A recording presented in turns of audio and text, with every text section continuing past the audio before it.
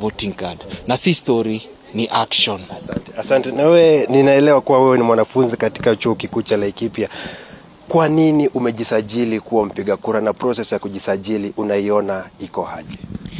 Kwanza kabisa jina langu ni Eliud Kisa, mwanafunzi chuo kikuu cha Laikipia University.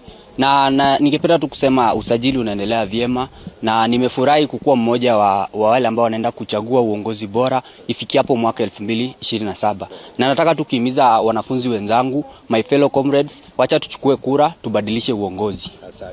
Asante. Na Kilemi, kama vile ambavyo umesikia, hayo tu ni maoni ya afisa wa IEBC, kijana mmoja vile vile mwanafunzi kutoka chuo kikuu cha Laikipia, wakisema kuwa mchakato mzima wa usajili wa wapiga kura unaendelea bila tashwishi. Hivyo wanawahimiza vijana wengine kutoka nchi nzima kuhakikisha kuwa pia na wao wameweza kujisajili kuwa wapiga kura, ili itakapofika mwaka 2027 waweze kuwa na usemi katika uchaguzi huo. Kutoka kwangu mie Laban Muhinda, nikiwa katika chuo kikuu cha Laikipia, kaunti ya Laikipia, sina la ziada kuregesha usukani kwako Kilemi.